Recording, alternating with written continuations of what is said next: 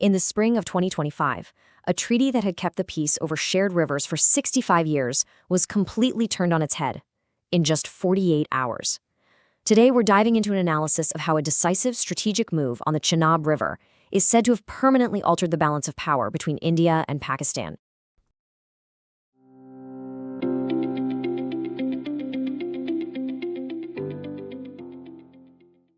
All right, let's get into it. Here's what we're going to cover.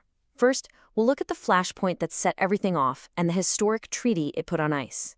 Then, we'll explore the engineering strategy on the Chenab, check out the reported impacts on both sides, and finally, wrap up with what the analysis calls the new strategic reality. So where does this story really begin? Well, the source material we're looking at points to a very specific, very critical 2-day window that changed the game for the region's most precious resource, water. And what's really striking here is just how fast this all happened. The analysis highlights a terror attack in Pahalgam on April 22nd. The response was incredibly swift. Just 1 day later, India announced it was suspending the Indus Waters Treaty, a huge move with massive consequences. We're talking about 26 casualties in that attack. And according to this analysis, that single event was the catalyst, the trigger that was used to justify stepping away from a water-sharing agreement that had held firm for more than 6 decades. And this right here, this quote, was the official justification cited in the article. The treaty's future was tied directly to national security, which framed the whole situation not as a water issue, but as a direct response to terrorism. Okay, so to really get why this was such a big deal, we need to take a step back and understand the treaty itself. What was the Indus Waters Treaty, and why was it such a cornerstone of the region for so long? This thing was signed way back in 1960, with the World Bank helping to broker it. It was seen as a massive diplomatic success. For 60-plus years, it managed to survive wars and all sorts of conflicts, all while laying out exactly how the 6 rivers of the Indus Basin would be shared. So here's the heart of the deal. Pakistan got control over the 3 western rivers, which included the all-important Chenab. India got the 3 eastern rivers. But here's the catch. India was allowed to build certain hydropower projects on those western rivers. But the treaty came with very strict rules, which, according to our source, had been a point of friction for years. So, with the treaty now on hold, the analysis claims that India's strategy pivoted. The new focus? An accelerated, more assertive plan for hydropower, with a laser-like focus on the Chenab River. And right at the center of this new game plan is one key project, the Dulhasti Stage-II. It's presented as the symbol, really, of this new engineering and strategic push. And you can see the commitment just by looking at the numbers. A project of this scale, getting the green light, which reportedly happened in December of 2025, sent a powerful message. It was a major investment in what this analysis is calling a new reality on the ground. The engineering here is pretty cool. Basically, they take water that's already passed through the first Dulhasti project and channel it into a massive new tunnel. It's held for a short time before being sent down to spin 2 huge underground turbines, generating power before it rejoins the river.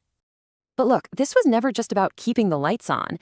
The source describes these projects as a double win, one for energy independence and another for regional military security. When you look at the total potential here, you really get a sense of the scale of the ambition. This analysis calls the whole network a 6,000-megawatt fortress on the Chenab, designed to make Jammu, Kashmir, and Ladakh essentially self-sufficient when it comes to energy. And the ripple effects are huge for both civilians and the military. It's not just about powering homes or hitting climate targets. The real strategic prize here is reliable, independent power for critical army divisions and remote outposts in a very tough, very high-altitude environment. Now, as you can imagine, all this massive development upstream didn't go unnoticed. The analysis we're examining details a very sharp, very worried reaction from Pakistan. And this really gets to the heart of the issue from Pakistan's point of view. What could India's newfound control over the Chenab's flow really mean for their own water supply and security down the line? And this quote right here from late 2025 says it all. The move wasn't seen as just energy development. It was viewed as turning water itself into a strategic weapon. But it's important to note, the analysis we're looking at pushes back hard against that accusation. It makes the case that these projects are designed to let water pass through, not to hoard it. And it frames any downstream impacts, like less water in the winter, as the price of terrorism, a direct result of the attack that it says started this whole chain of events. So, after all is said and done, what's the bottom line here? What's the final takeaway from the source material on this major strategic shift? The argument is crystal clear. These hydropower projects are much more than just infrastructure. They're seen as a powerful tool for regional leverage, giving India what the source describes as a new, decisive, and permanent strategic advantage. And you really can't get much clearer than the article's final words. It doesn't frame this as a negotiation or some kind of temporary shift. It portrays the outcome as a complete and lasting victory. So this whole story leaves us with a really big question, and it's one that goes way beyond this one river.